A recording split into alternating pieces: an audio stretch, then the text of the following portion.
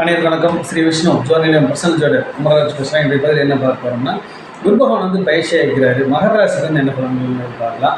குரு பகவான் வந்து பார்த்தீங்கன்னா 1/5/2024 பயிற்சி ஆகிக்கிறாரு. மேச ராசியிலிருந்து ரிஷப ராசிக்கு போயிருக்காரு. ஒரு வருட காலங்கள் வந்து பார்த்தீங்கன்னா குரு பகவான் வந்து அங்கே தான் இருப்பார். மகர ராசிலேருந்து என்ன பண்ணணும் அப்படிங்கிறது பார்க்கலாம். இப்போ மகரத்தை பொறுத்த வரைக்கும் வந்து பார்த்தீங்கன்னா குரு பகவான் வந்து 5ஆம் ஸ்தானத்தில் இருக்கிறார். 4ஆம் ஸ்தானத்தில் 5ஆம் ஸ்தானத்துக்கு போகிறாரு. இப்போ குரு பகவான் எப்போவுமே 2, 5, 7, 9, 11 அப்படிங்கிற ஸ்தானத்தில் இருந்தார்னா அவர் வந்து மிகுந்த நல்ல பலன்களெல்லாம் கொடுக்கக்கூடியதாக வந்து பார்த்திங்கன்னா இருப்பார். எந்த ராசிக்குமே வந்து பார்த்திங்கன்னா 2, 5, 7, 9, 11 இருந்தால் பல நன்மைகள் வந்து பார்த்திங்கன்னா கிடைக்கும். இப்போ வந்து பார்த்திங்கன்னா மகரத்தை பொறுத்த வரைக்கும் 5ஆம் ஸ்தானத்தில் இருக்கார்.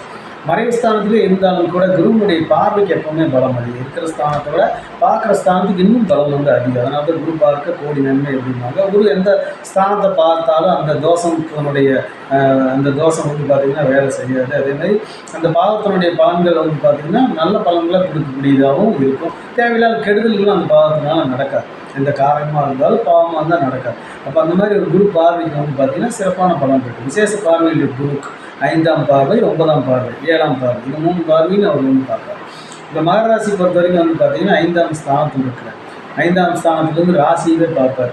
அது 5ஆம் ஸ்தானங்கிறது பூர்வ ஸ்தானம்னு சொல்லக்கூடிய இடம், புத்தகத்தை சொல்லக்கூடிய இடம், அதேமாதிரி நம்மளுடைய ஆள் மனத்தை சொல்லக்கூடிய இடம், நம்மளுடைய கல்வி அறிவு, ஒரு கல்வியில் உயர்வது, இதெல்லாம் சொல்லக்கூடிய இடம் வந்து பார்த்திங்கன்னா அந்த 5ஆம் ஸ்தானம். இப்போ இதில் எல்லாம் வந்து பார்த்திங்கன்னா அவங்களுக்கு ஒரு உன்னதமான நற்பலன்கள்லாம் வந்து பார்த்திங்கன்னா கிடைக்கக்கூடியதாக இருக்குது. அதேமாதிரி ராசி பார்க்குறது, ராசி பார்க்குறப்ப உடல் ஆரோக்கியம் மேம்படும், தெளிவான சிந்தனைகள் இருக்கும், நல்ல முடிவுகள் எடுக்க முடியும், அவசரப்படாமல் வேகம் இல்லாமல் பொறுமையாக நிதானமாக ஒரு முடிவுகளெல்லாம் வந்து எடுக்க முடியும். அதை வந்து பார்த்திங்கன்னா செயல்படுத்தவும் முடியும்.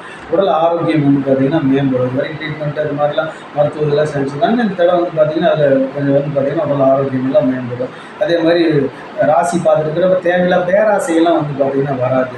குரு பார்க்குறப்ப எப்பவுமே வந்து பார்த்திங்கன்னா கிடைக்கிறத வைத்தோ இல்லைன்னா தேவையில்லாத பிரச்சனைகளை சிக்காமையோ வந்து பார்த்திங்கன்னா அவங்களால பயணிக்க முடியும். அதில் பல நன்மைகளை வந்து பார்த்திங்கன்னா அவங்க அனுபவிப்பாங்க. தேவையில்லாத விரயங்கள் அதனால் கண்ட்ரோல் ஆகிடும். ஆசைப்படாமல் இருந்தாலே பேராசைப்படாமல் இருந்தால் தேவையில்லாத விரயங்கள் அப்படிங்கிறது, அசுப விரயங்கள் அப்படிங்கிறது கண்ட்ரோல் ஆகும்.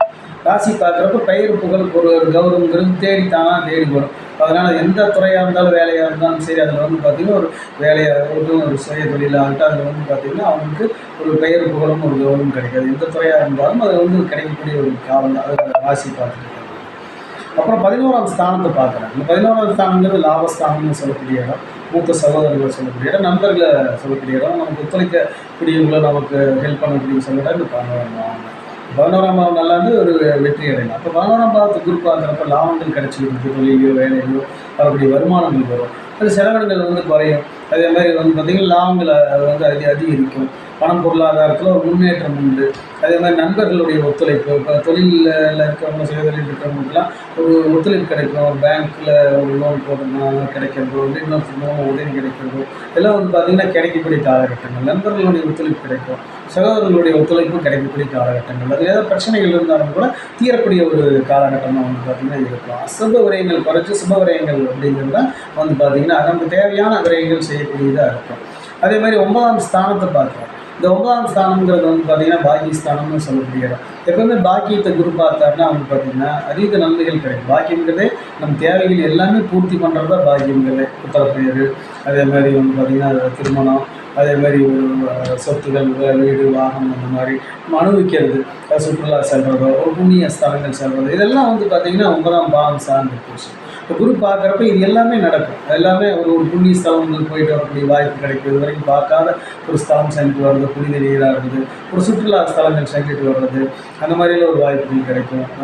வண்டி வாகனங்கள் மாற்றுறதோ, இல்லை சொத்தில் இருக்கிற பிரச்சனைகள் தீரக்கூடிய அமைப்பு, பூர்வீகத்தில் இருக்கிற பிரச்சனைகள் தீர்றது, இதெல்லாம் கிடைக்கும். ஒரு புத்திரப்பேர் இல்லாதவங்களுக்கு புத்திரப்பேர், திருமண பாக்கியம், திருமணம் இல்லாதவங்களுக்கு திருமணம் நடக்கிறது. இப்போ அதே மாதிரி வந்து பார்த்திங்கன்னா குழந்தைகளுக்கான கல்வியில் வந்து பார்த்திங்கன்னா உயர்கல்வி யோகங்கள் கிடைக்கிறது. இல்லை அவங்க குழந்தைகள் திருமணத்துக்கோ கல்விக்கோ முயற்சி எடுத்திருந்தாங்கன்னா அது சக்ஸஸ் ஆகுது. வெளிநாட்டு கல்வி அதில் சென்று பயனடைகிறது. இந்த மாதிரியெல்லாம் வந்து பார்த்திங்கன்னா மருத்துவத்தில் ஒரு முன்னேற்றம் ஏற்படுறது. இதெல்லாம் வந்து பார்த்திங்கன்னா குரு பகவானால் 9ஆம் ஸ்தானத்தை பார்க்குறதுக்கு இருக்கும். அதேமாதிரி தகப்பனார் இருந்தாருன்னா தகப்பனாரோட உடல் ஆரோக்கியம் மேம்படுறது, அவர் கஷ்டத்துலையெல்லாம் நிவர்த்தி அடைகிறது, இதெல்லாம் வந்து பார்த்திங்கன்னா நடக்கக்கூடிய ஒரு காலகட்டமாக இருக்கும். பாக்கியம் அப்படிங்கிறதே நம்ம எல்லா செயல்பாடுகளுக்கும் ஒரு நல்ல விஷயத்தை கொடுக்கக்கூடிய இது வரைக்கும் அந்த கடன் இதுக்கெல்லாம் நிறைய கடனில் செஞ்சுருந்தாங்கன்னா அந்த கடனெல்லாம் குறைக்கூடிய காலகட்டங்கள், புதிய ஒரு வருமானமும் ஒரு உதவியோ கிடைச்சி அதுலேருந்து அந்த கடன் வந்து ரிலீஸ் ஆகுறது, தேவையான பணம் பொருளாதாரம் நமக்கு வர்றது, இதெல்லாம் வந்து இருக்கக்கூடிய ஒரு காலகட்டம். புண்ணிய ஸ்தலங்கள் பயணங்கள் நிறையா, தூர பயணங்கள் வந்து நிறையா செய்யக்கூடிய ஒரு காலகட்டமாக இருக்கும்.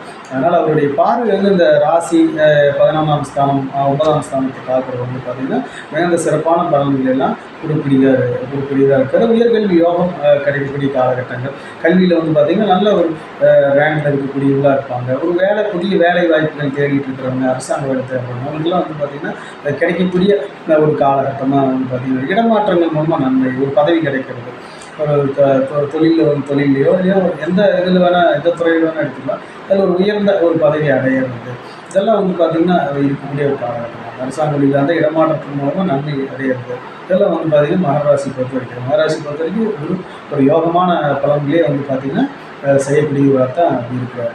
அதே மாதிரி குரு பகவான் வந்து பார்த்திங்கன்னா இப்போ கிருத்தி நட்சத்திரத்தில் பயணிச்சுட்டு இருக்காரு. 12/6 வரைக்கும் கிருத்தியில் இருப்பார். அதுக்கப்புறம் வந்து பார்த்திங்கன்னா ரோஹிணி நட்சத்திரத்தில் 8ஆவது மாதம் வரைக்கும் ரோஹிணியில் இருப்பார். அதுக்கப்புறம் மிருகஷீர நட்சத்திரத்துக்கு பயணமாகும். ஒரு காலங்கள் இந்த பயணம் வரும். அப்புறம் இடையில வக்கரம் இருக்கிறதுனால மீண்டும் திருப்பி வரக்கூடிய அமைப்பும் வரும். ரோஹிணிக்கும் மறுபடியும் வருவார். ரோஹிணியில் அதிக நாட்கள் பயணங்கள் அதிகமாக இருக்கும். இப்போ நம்மளுடைய நட்சத்திரத்துக்கு தாராபலம் உள்ள நட்சத்திரத்தில் குரு பயணிக்கிறப்ப நமக்கு தேவையான நன்மைகள் வந்து பார்த்திங்கன்னா அதிக அளவில் நடக்கும்.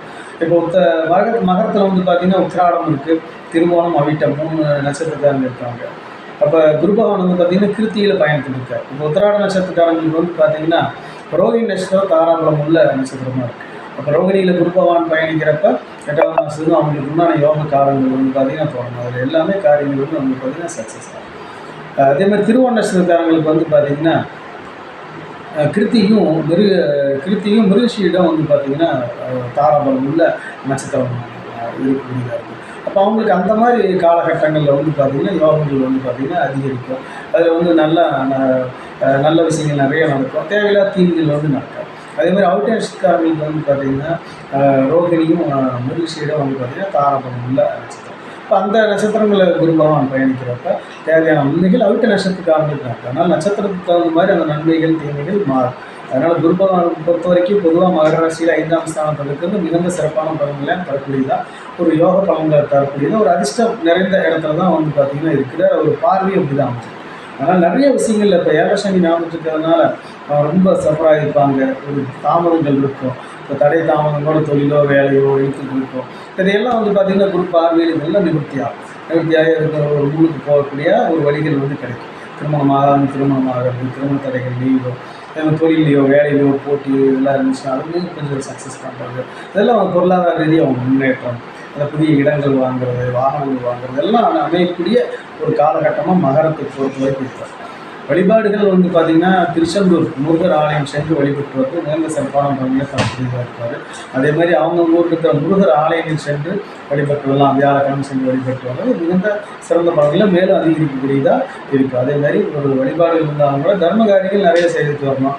தான தர்மங்கள், நம்ம குருமார்கள் இருக்கக்கூடியவங்க, நமக்கு வழிகாட்டியாக இருக்கக்கூடியவங்க, நம்மளுடைய ஆசான்கள், நம்மளுடைய கல்வி ஆசானம், கலத்திரை ஆசானம், நமக்கு வீட்டில் இருக்க பெரியவங்க, ஒரு ஜோதிடம் கூட இருக்கலாம், நமக்கு ஒரு வழிகாட்டியாக இருக்கக்கூடியவங்க, கோயிலில் இருக்கிற ஏழை பிராமணர்கள், ஒரு பூஜாரியாக இருக்கிறவங்க, கொஞ்சம் ஏழையாக இருக்கக்கூடியவங்க எல்லாத்துக்குமே வந்து அவர் அன்னதானம், வஸ்திரதானம், அதேமாதிரி அவங்க அவசர காலத்துக்கு தேவையான உதவிகள், மருத்துவ உதவிகள் செய்கிறது, கல்விக்கு வந்து பார்த்திங்கன்னா உதவி செய்கிறது, இதெல்லாம் வந்து பார்த்திங்கன்னா அவங்க குழந்தைகளுக்கு கல்விக்கு உதவி செய்கிறது, இதெல்லாம் செய்துட்டு வந்து அவங்க குரு பிரீத்தி வந்து பார்த்திங்கன்னா கிடைக்கும்.